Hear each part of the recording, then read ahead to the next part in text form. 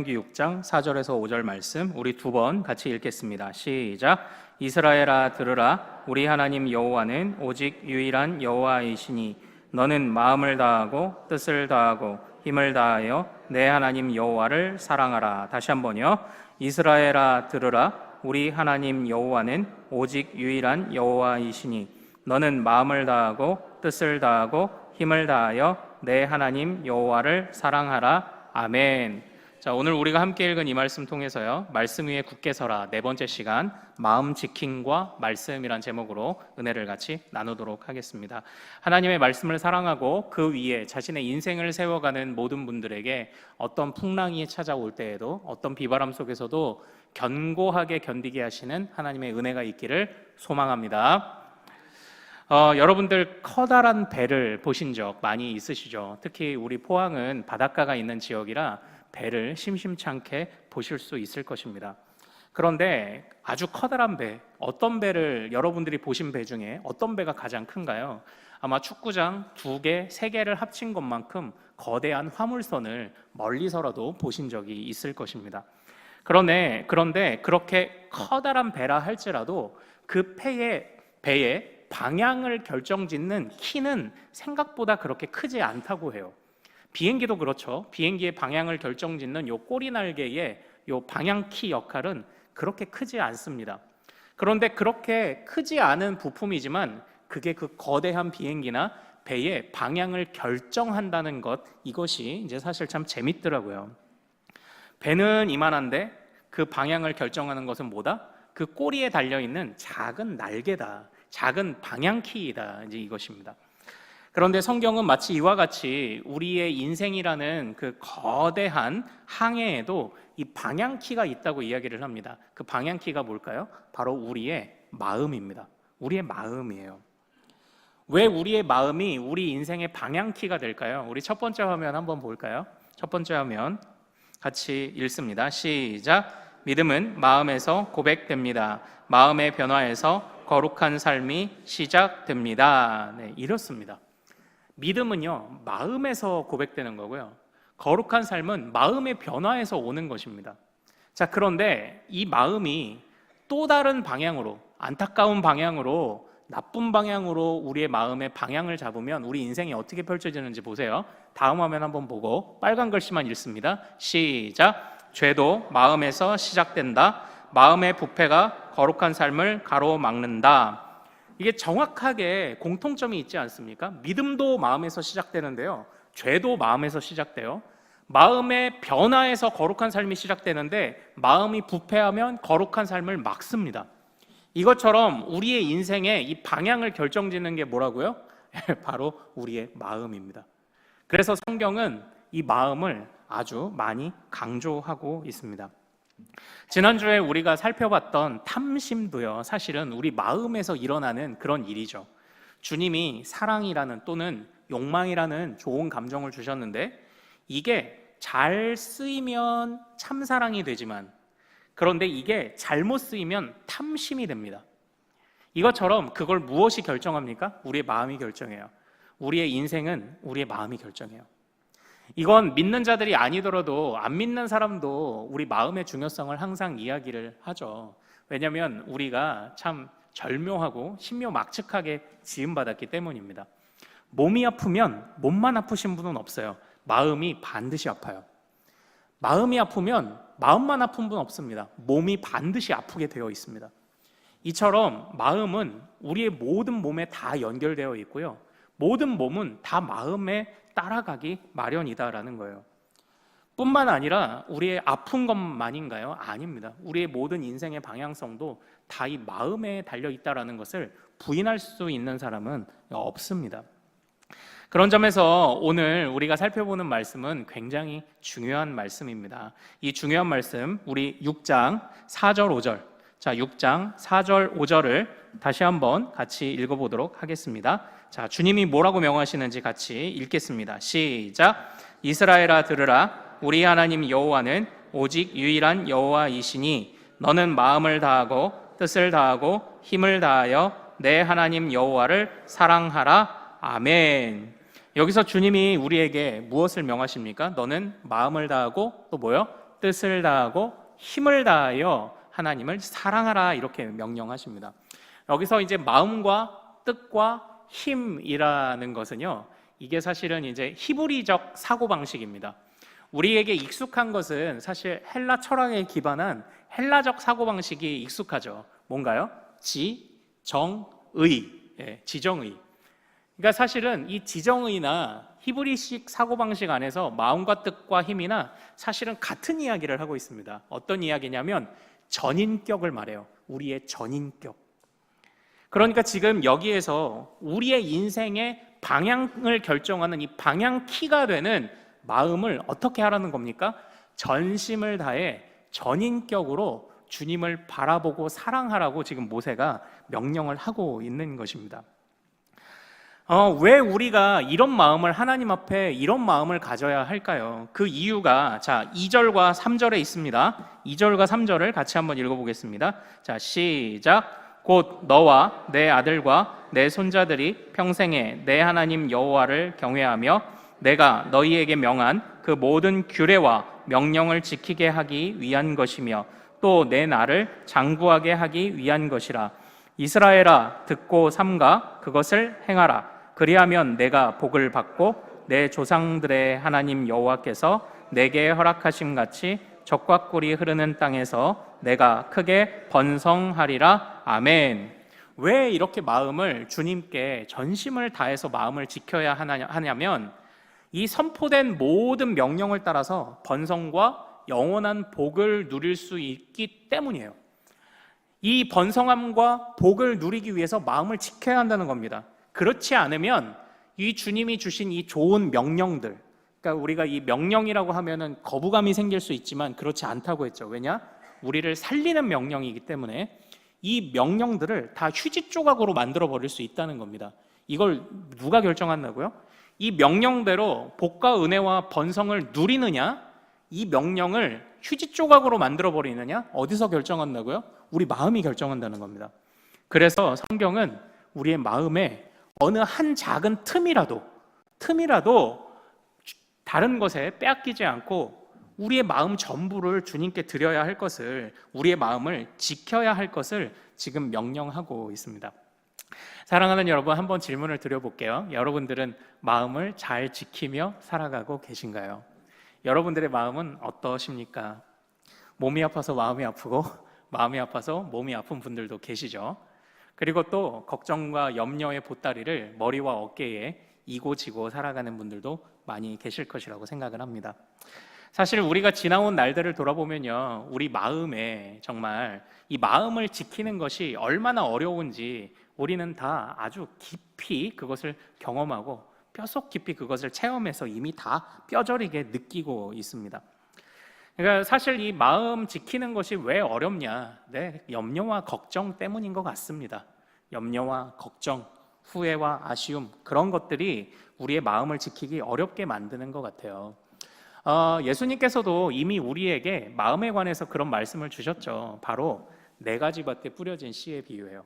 어느 날 농부가 씨를 뿌립니다. 그런데 밭을 잘 일구고 씨앗을 뿌렸어야 되는데 그냥 돌덩이들이 가득한 곳에 씨를 뿌렸어요. 씨가 나름대로 비도 오고 또 물도 주고 해서 뿌리를 내릴 것 같았는데 돌에 막혀서 더 이상 뿌리를 내리고 있지 못했습니다. 그러다가 어느 날 새찬비가 한번 오고 나니까 어떻게 됐을까요? 모든 뿌리가 다 뽑혀버렸던 것이죠. 또 어떤 밭은요, 이 바닥에 돌은 없는데 위에가 가시나무가 가득합니다. 뿌리는 적당히 내려서 이제 하늘로 솟아올라 자라기만 하면 되는데 이 가시나무에 막혀서 자라지 못하는 그런 씨앗도 있다고 예수님이 말씀을 하셨습니다. 그런데 그때의 이 수많은 돌덩이들이 무엇이었나요? 그리고 이 수많은 이 가시덤불이 무엇이었나요? 그게 바로 환난이고 그게 바로 염려고 걱정이었습니다. 환난과 염려와 걱정. 결국 그것이 우리로 하여금 뿌리를 못 내리게 만들든지 우리 마음으로 하여금 자라지 못하게 만드는 그런 이유라고 이미 주님이 말씀을 하셨죠. 사실 모세가 지금 명령하고 가르치고 있는 이스라엘 백성도요, 바로 이러한 이유로 그들의 마음이 넘어갔던 적이 너무나도 많았던 그런 백성들입니다. 이스라엘 백성도 거기에 다 넘어갔었어요. 자, 우리 세 번째 화면, 다음 화면을 보고 이스라엘 백성들이 출애굽 때 나올 때 어떤 모습으로 나왔는지 좀 한번 보도록 하죠. 자, 같이 읽습니다. 시작. 그들이 애굽으로부터 가지고 나온 발교되지 못한 반죽으로 무교병을 구웠으니 이는 그들이 애굽에서 쫓겨남으로 지체할 수 없었으며 아무 양식도 준비하지 못하였음이었더라. 아멘. 이스라엘 백성들이 지금 출애굽 때에 나올 때 상황이 어땠나 보세요. 혹시 이 중에서 빵을 만들어 보셨구나, 아니면 뭐 이스트든 아니면 막걸리를 부어가지고 이렇게 술빵을 만들어 보셨거나 이제 그런 분들이 또 계실 텐데요. 발효 시간을, 이게 빵이 부푸는 시간을 얼마나 잡으시는가요? 뭐 짧게는 제가 저희 아이하고 그냥 장난삼아 인스턴트 이스트 넣고 만들었을 때 30분이면 반죽 끝내고 그냥 빵 거버리는 적도 있었습니다. 근데 제대로 하려면 한번 부풀었다가 다시 한번 반죽했다가 다시 부풀고 반죽하고 다시 부풀고 반죽하고 서너 번 하고 나서 빵을 구우면 좀 더 좋더라고요. 근데 그렇게 해도 발효되는 시간 한 두세 시간 정도면 되는 것 같아요. 예. 아니면 진짜로 뭐 저온 숙성을 한다 하면요, 그래봤자 한나절이면 되는 것 같습니다. 근데 지금 이스라엘 백성들이 나올 때 무엇을 가지고 나왔다고 해요? 발효시키지 못한 떡을 구워가지고 나왔다고 합니다. 발효시키지 못한 빵. 왜요? 급했기 때문이에요. 그렇게 급하게 나와야 했기 때문입니다. 그래서 무언가를 세밀하게 챙길 수 있는 시간이 이제 없었던 거예요. 그런데 재밌는 건 우리가 읽은 이 출애굽기 말씀 바로 앞절에 보면 뭐가 있냐면, 그래도 하나님이 소와 양과 염소, 가축은 챙겨가게 하셨어요. 그런데 챙겨가긴 가는데 그때부터 또 걱정이 시작되는 거예요. 왜냐? 지금 어디로 갑니까? 광야로 가요. 광야는 소와 양과 염소를 먹일 풀이 없습니다. 자, 이스라엘 백성들은 지금 어떻습니까? 소와 양과 염소를 먹일 풀도 없고, 그리고 맛도 없는 무교병을 가지고 갔고, 그리고 이것을 백날 첫날 먹을 수 있는 것도 아니고, 먹을 것이 없어요. 마실 것이 없는 광야로 지금 이스라엘 백성들이 들어간 것입니다. 그런데 주님은요, 이걸 다시 생각을 해보면요, 왜 그렇게 급하게 나오게 하셨는가? 그런데 그 급하게 나온 상황 속에 주님이 왜 아무것도 챙겨가지 못하도록 하셨는가? 사실 이걸 보는 게 오늘 중요한 포인트입니다. 주님은 왜 이것들을 못 가지고 나가게 하셨을까요? 왜 못 가지고 나가게 하셨을까요? 주님이 우리의 마음을 잘 아셨기 때문인 것 같아요. 왜냐? 그 백성들이 광야로 간 지 1년도 채 못 돼서 어떤 일이 일어났습니까? 바로 금송아지 우상을 만들어 섬기는 그런 일들이 일어났어요. 그리고 중간중간에 수많은 날들 그들이 불평했죠. 원망했죠. 그리고 신명기 4장으로 가겠습니다. 신명기 4장 3절로 가겠습니다. 이스라엘 백성들이 광야에서 어떻게 했는지 이제 끝판왕격인 그런 사건이 이제 여기서 언급됩니다.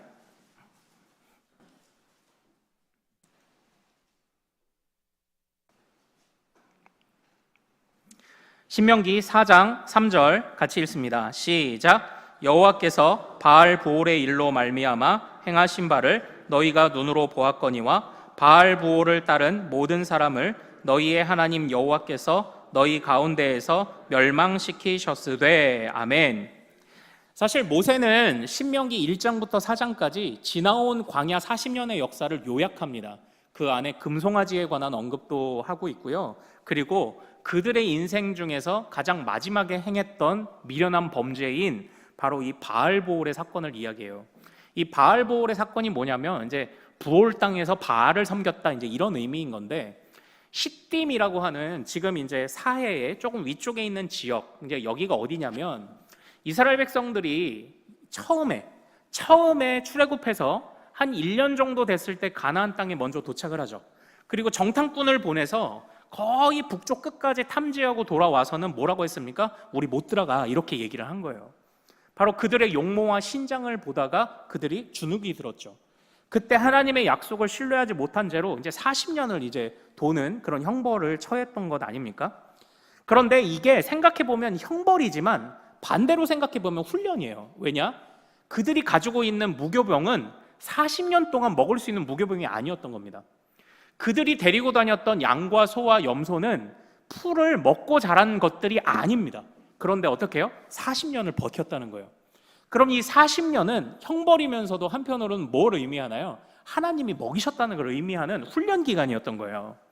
그런데 그 훈련 기간을 보내고 다시 처음에 그 정탐꾼이 탐지했던 시딤 땅으로 와서 그때 이스라엘 백성들이 어떤 짓을 저지르냐면, 이제는 요단강만 건너가면 이제 가나안 땅입니다. 그런데 40년간 하나님의 은혜를 체험하고 그 땅에 딱 와서 누굴 섬겼냐? 그때 바알을 섬긴 거예요.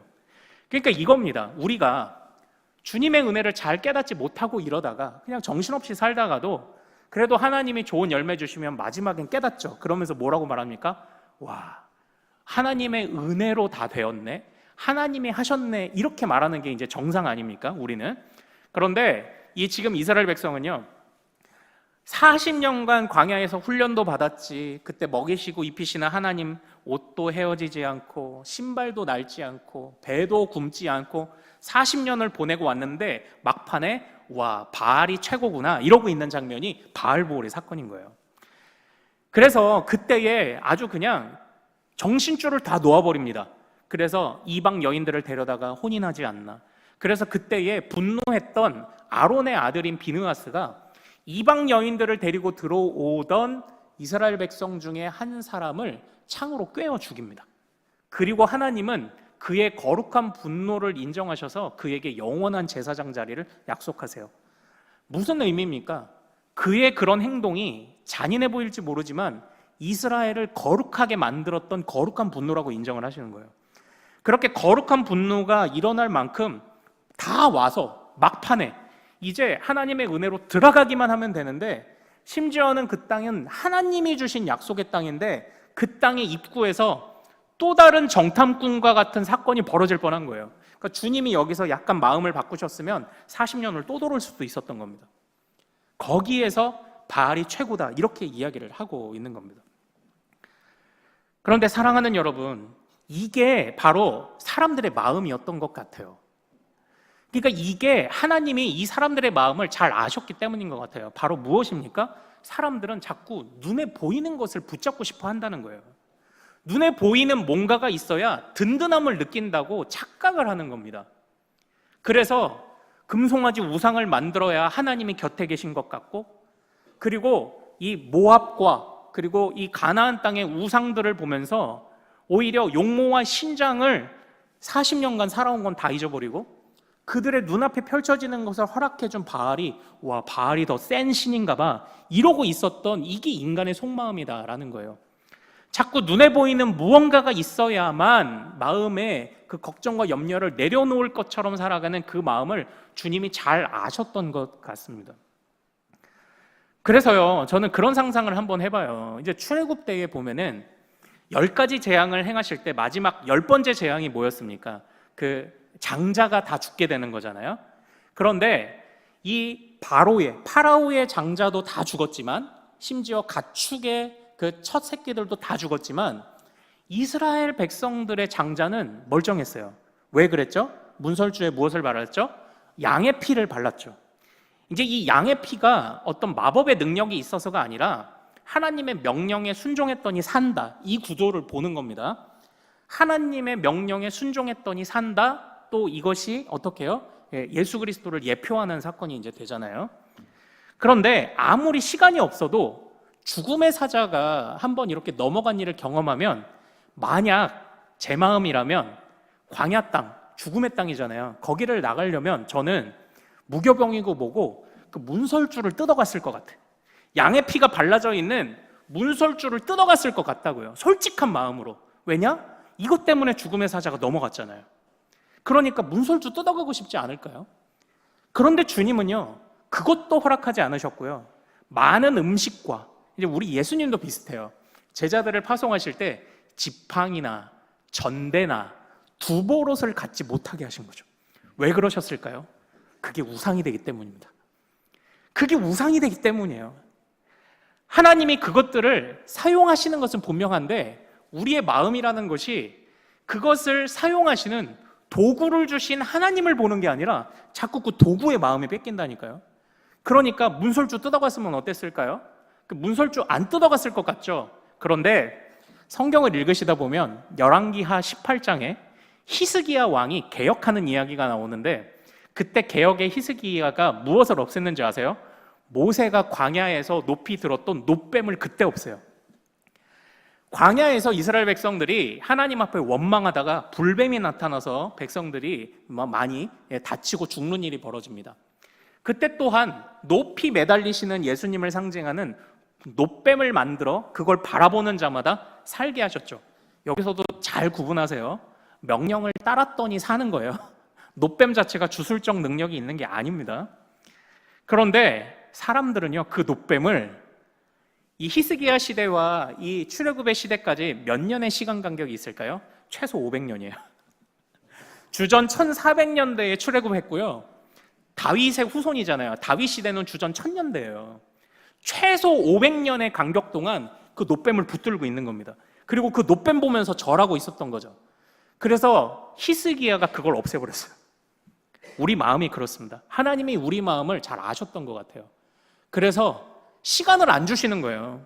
준비할 수 있는 시간을 안 주시는 겁니다. 야, 무교병이고 뭐고 됐어. 일단 출발해. 왜냐? 조금 있으면 문설주 뜯어갈 것 같다니까요. 그게 우리의 마음이에요. 그게 우리의 상태라는 겁니다. 사람들 안에 불안과 염려가 있었을 거예요. 분명히 있었을 겁니다. 그러나 그 불안과 염려를 누구에게 드렸어야 했습니까? 바로 이 모든 출애굽에, 그리고 이 광야에서 살게 하시는 하나님께 그 마음을 드려야 했는데, 그러지 못하니까 그때부터 우상 숭배가 시작되고 그때부터 배교와 변절이 시작됐던 것 아니겠습니까? 사랑하는 여러분, 참 오늘날 우리도 참 조심해야 됩니다. 오늘 제가 이제 주보에 여러분들에게 이제 몇 가지 질문들을 좀 드렸습니다. 여러분들은 이런 염려와 걱정이 찾아올 때 어떤 방법을 쓰시나요? 저는 그냥 자요. 저는 제일 부러워요. 저는 파워 I형이고 J형이라 제가 INFJ 그래서 MBTI인데, 그래서 생각이 많은 타입이라 뭔 걱정 염려 있잖아요. 잠을 못 자요. 진짜로 잠을 못 잡니다. 근데 저는 그냥 자요 하시는 분들 진짜 부러운데, 근데 안타까운 사실은 자고 일어나면 똑같은데요. 자고 일어나면은 제자리잖아요. 예. 그러니까 참 염려와 걱정을 해서 문제가 해결되면 하십시오. 그런데 해결 안 되면 이제는 조금 마음의 방향키를 조금 다르게 이제 생각을 해봐야 될 때거든요. 마음의 방향키를. 여러분은 어떤 노하우들이 있으신가요? 주변에 좋은 노하우가 있으면 잠 잘 자는 법, 걱정이 많아도 밥 잘 먹는 법, 이런 거 아시면 좀 알려도 주세요. 그러나 그것에서 만족하지 말고요.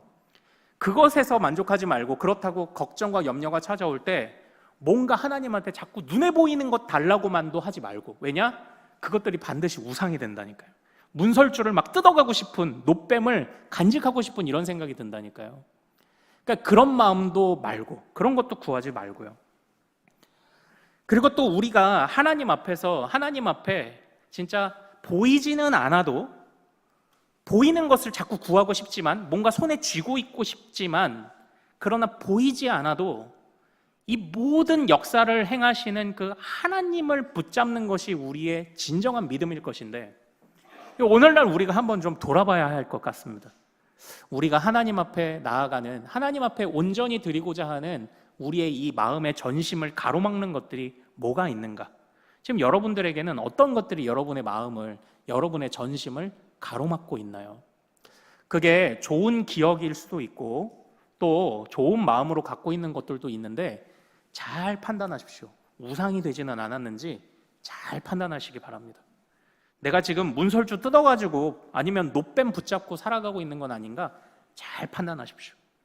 하나님은 눈에 보이지 않아도 지금 여기에서 우리 모세가 이 이스라엘 백성들에게 강조하고 있는 바가 뭔지를 잘 보십시오. 보이지 않아도 그 하나님이 너희를 돌보시고 계시다. 그 하나님이 너희를 붙잡고 계시다는 것을 강력하게 그 마음에 새겨주기 위하여 지금 이 모세가, 지금 죽을 날 얼마 안 남은 모세가 자신의 모든 기력을 다하여 지금 그걸 백성들에게 가르치고 있다는 것을 꼭 기억하시기를 소망합니다. 눈에 보이지 않아도 우리의 마음을 어떻게 지켜요? 주님을 향하여 우리의 마음을 바로잡고 그 주님께 우리의 전심을 드리려는 그 모든 믿음의 결단들이 우리의 인생의 방향을 결정하는 거예요. 우리가 이것을 꼭 잊지 않기를 소망합니다. 정말로요, 하나님의 말씀이 그래서요, 여기에서 이제 하나님의 말씀이 이제 여기에서 필요한 겁니다. 자, 우리 오늘 말씀 다시 6장으로 가서 6장 4절을 읽어보도록 하겠습니다. 자, 6장 4절입니다.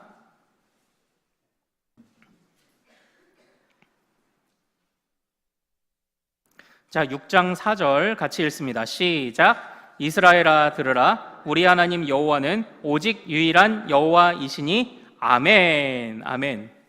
여기에서 모세가 눈에 보이지 않아도 마음 뺏기지 않는 유일한 그 반석으로서 누구를 붙잡으라고 이야기를 합니까? 바로 하나님이 유일하신 여호와입니다를 고백하는 것이 우리의 유일한 반석이라고 말하는 거예요. 우리의 유일한 방향이라고 말하는 겁니다.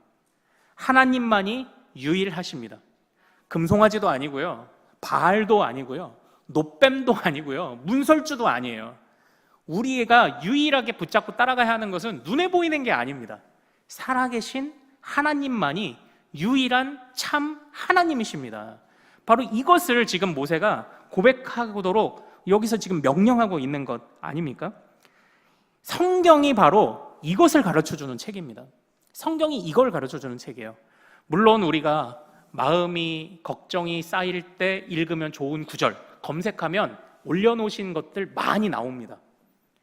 염려와 불안이 찾아올 때 힘이 되는 말씀 검색하면 얼마든지 나와요. 그러나 그런 것들도 잘 활용하십시오. 그러니까 좋은 지혜일 수 있겠죠. 그러나 궁극적으로 성경이 말하는 바는 무엇이냐? 하나님만이 유일한 하나님이십니다를 우리에게 전하고 있는 게 그게 성경이에요. 그래서 여러분들 요즘에 보면요, 사진이든지 영상을 보면 우리 어르신들도 잘 아시죠? 아유, 왜 이렇게 화질이 안 좋아? 이제 이렇게 생각할 수 있잖아요. 그러니까 옛날 우리 뒷머리 이렇게 큰 브라운관 텔레비전하고 요즘 이렇게 얇아서 벽에 거는 텔레비전 보면 화질이 다르잖아요. 화질이 그렇잖아요. 근데 겉으로 멀리서 보면은 똑같아 보이는 사진이나 그림도 이제 이렇게 확대해 보면은 이렇게 확대해 보면 똑같아 보이는 것 같았는데 확대하다 보면 어떤 사진은 확대하면 할수록 점점 깨져요. 화질이 안 좋다고요. 근데 어떤 화면은 확대해도 계속 선명한 사진이 있어요. 이게 이제 고품질의 사진인 겁니다. 우리가 성경을 읽을 때요, 그러니까 주님이 항상 이렇게 생각을 하는 겁니다. 하나님이 우리의 마음을, 그러니까 지금 우리는 다 겉모습은 이렇게 겉으로 바라보기에는 이 사진이나 똑같아요. 하나님도 우리를 보실 때 이 사람도 예배자고 저 사람도 예배자고 다 똑같아요.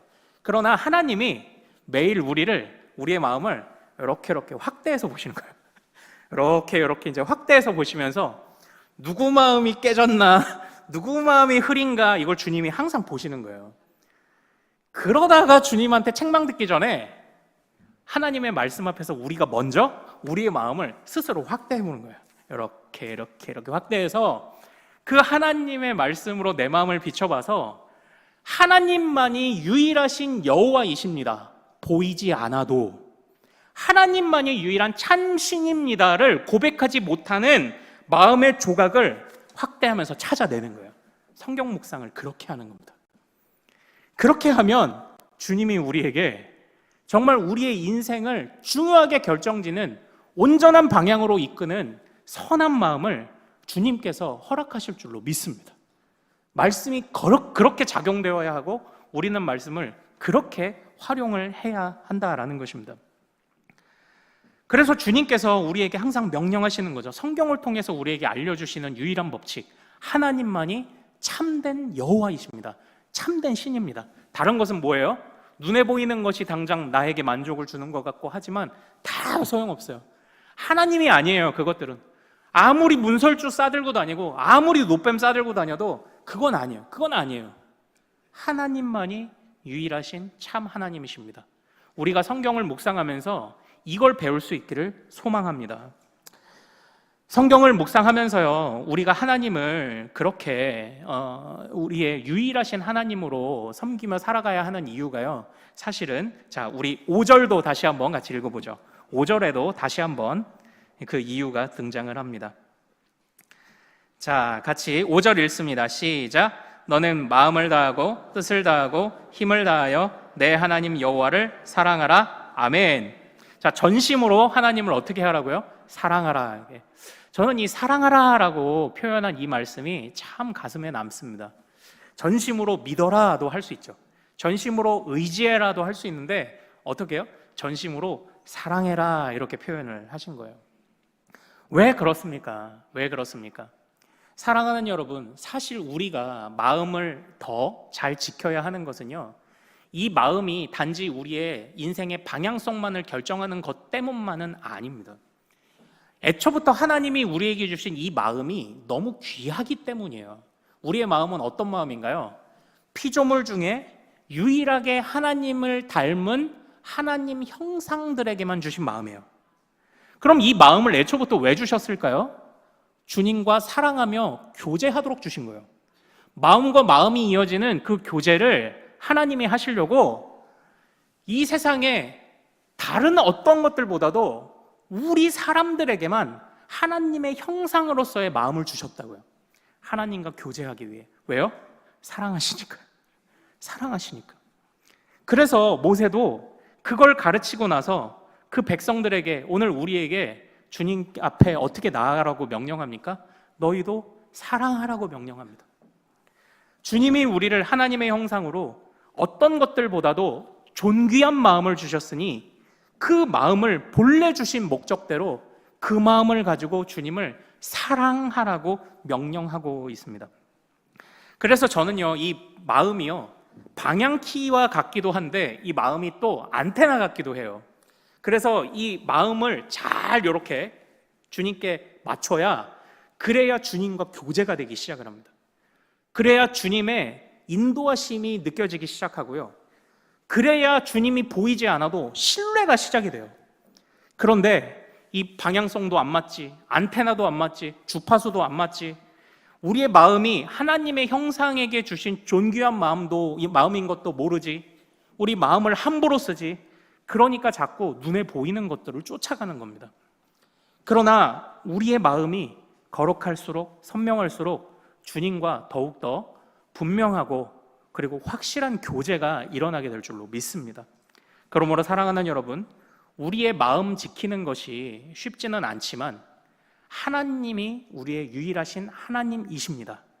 이것을 고백하는 마음이 될 때에 주님이 우리의 마음을 정말 온전하게 회복시키실 줄로 믿습니다. 우리의 마음을 어떻게 지킬까요? 노력하고 애써야죠. 죄도 구분해내고, 성경을 보면서 죄도 구분해내고 판단도 하고 해야 되지만, 무엇보다 주님만이 유일한 하나님이시요 나는 그 주님만을 사랑합니다라는 마음만 있으면 다른 모든 것은 다 됩니다.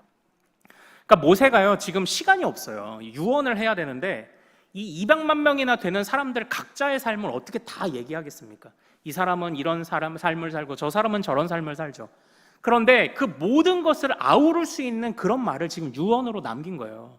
너희가 어떤 모습으로 어떻게 살아가든, 무슨 재능을, 무슨 직업을 가지고 살아가든 하나님만이 유일한 하나님이요 그 하나님만 사랑해야 함만 놓치지 않는다면 너희의 인생은 바른 방향으로 가게 될 것이다. 눈에 보이는 문설주 없고 노뱀 없어도 너희 마음이 평안과 위로를 얻게 될 것이다. 걱정과 염려, 근심은 무엇으로 없앱니까? 유일하신 하나님을 향한 사랑의 고백으로 없애는 겁니다. 사랑하는 여러분, 그 주님이요 우리에게 자기보다 더 크신 이가 없기 때문에 자기 자신을 걸고 약속을 하신 거예요. 내가 너에게 내가 정결한 마음을 허락하며 내가 너와 교제하기를 원한다. 유일한 하나님과 함께 교제하는 영혼들을 존귀하게 여기시겠다는 약속을 누구를 걸고 하셨다고요? 자기 자신을 걸고 하신 겁니다. 왜냐? 하나님보다 더 큰 이가 없기 때문에. 유일하신 하나님이 어떤 가치가 있고 우리에게 주신 주님이 어떤 마음으로 우리에게 이 마음을 허락하셨는지를 깨닫는다면 우리도 바로 그 하나님의 그 귀함과 하나님의 가치를 깨달으며 어떤 것도 주님과 바꿀 수 없음을 깨달을 때 걱정과 염려도 우리가 내려놓게 될 줄로 믿습니다. 사랑하는 여러분, 이 마음임을 정말 잘 지키셔야 합니다. 왜냐하면 이 사단 마귀가요, 이 세상을 죄악으로 굴복시킬 때 다른 큰 일을 하지 않았습니다. 하와의 마음 하나를 살짝 건드렸을 뿐인데 거기에서부터 이 세상 모든 것이 깨어지기 시작했습니다. 이것처럼 마음이 중요합니다. 오늘은 다를까요? 오늘 사단이 우리 마음 한 사람을 넘어뜨리면 가정이 무너지고요, 한 사람의 마음이 넘어지면 교회가 무너집니다. 그 한 사람의 마음을 사단이 잠시 두드렸을 뿐인데 그 마음을 확 사로잡은 것도 아니고요, 살짝 의심만 살짝 넣어줬을 뿐인데 전 인류의 모든 피조물이 다 무너졌습니다. 어디에서 시작됐다고요? 마음에서 시작됐습니다. 사랑하는 여러분, 이번 한 주를 그리고 앞으로 우리가 쌓아가는 이 인생의 항해 속에서 우리는 하나님만이 참신이시오, 그 하나님만을 사랑할 것을 우리 마음에 깊이 고백하며 우리의 마음을 잘 지켜나갈 수 있기를 소망합니다. 그때에 하나님이 우리에게 약속하신 평안도, 또 우리의 걱정도 염려도 거두어 가실 줄로 믿습니다. 눈에 보이지 않아도 그래도 역사하시는 하나님을 누리게 하실 줄로 믿습니다. 우리 마음을 잘 지키는, 주님의 능력으로 마음을 잘 지키며 주께 맡기는 주의 백성들 되기를 소망합니다. 자, 우리 찬양하고 기도하기를 원하는데요, 주를 위한 이곳에 예배하는 자들 중에 겉모습은 다 괜찮아 보입니다. 그가 찾는이 없어 주님께서 슬퍼하시네. 주님이 겉모습은 다 예배자인데 그 마음을 하나하나 확대해서 주님이 보시니까 어떤 사람은 예배자가 아닌 거죠. 우리의 영적 현주소는 어떻습니까? 우리의 마음은 어떻습니까? 주님만이 유일하신 하나님이요, 주님만을 사랑합니다. 나에게 하나님의 형상을 주신 주님만을 사랑합니다.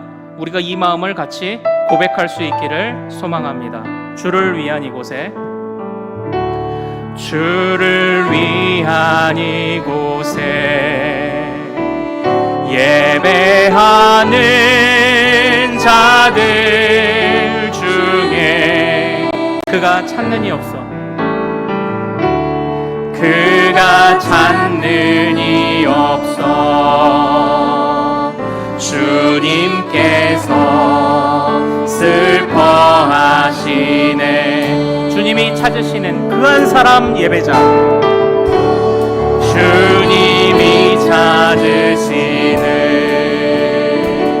그 한 사람, 그 예배자, 내가 그 사람 되게, 내가 그 사람 되게 간절히 주께 예배하네. 주내로 이곳에 서 있네. 주임제에 엎드려 절하네. 그 어느 것도 난 필요 없네. 주님만 경배해. 주내로 이곳에 서 있네. 주임제에 엎드려 절하네. 그 어느 것도 난 필요 없네. 주님만 경배. 다시 처음으로, 주를 위한 이곳에, 주를 위한 이곳에 예배하는 자들 중에 그가 찾는 이 없어, 그가 찾는 이 없어, 주님께서 슬퍼하시네. 주님이 찾으시는 그 한 사람 예배자, 주님이 찾으시는 그 한 사람, 그 예배자, 내가 그 사람 되길, 내가 그 사람 되기 간절히 주께 예배하네. 주 은혜로 이곳에 서 있네. 주 임재에 엎드려 절하네. 그 어느 것도 난 필요 없네. 주님만 경배해. 주 은혜로 이곳에 서 있네. 주 임재에 엎드려 절하네. 그 어느 것도 난 필요 없네. 주님만 경배해. 사랑하는 여러분, 우리 이 시간 말씀을 붙잡고 기도하기를 원합니다. 주를 위한 이곳에 겉으로 언뜻 보기에는 다들 주님의 백성인데 그 마음에 주님만이 유일하신 하나님이요 살아계신 여호와요 내가 사랑할 유일한 하나님이심을, 유일한 아버지이심을 고백하는 그 마음이 우리 안에 있는지 이 시간 점검하기를 원합니다. 그 마음은 눈에 보이는 어떤 것들보다도 바꿀 수 없고 어떤 것들도 초월하는 바로 든든한 약속이며 확증입니다. 주님이 자신을 걸고 약속하셨습니다. 우리는 항상 우상을 만들어내기 때문에 때로 우리가 염려하고 걱정하는 일들이 있지만 당장 해결해 주시지 않는 것은 어찌 보면 우리로 우상에 빠지지 않게 하시려는 하나님의 뜻일 수도 있습니다. 그때에 우리는 잘 견딜 수 있도록 능력 되신 주님을 의지하며 잘 견딜 수 있도록 구해야 할 줄로 믿습니다. 주님이 찾으시는 아무리 우리의 마음을 확대해봐도 깨지거나 흐린 마음이 아니라 분명하고 선명한 우리의 인생을 바로잡는 마음, 주님께 영적 주파수를 바로잡는 마음을 우리에게 허락하여 주옵소서. 자, 우리 이 제목으로 우리 주여 이름 크게 한번 부르고 같이 기도합니다. 주여!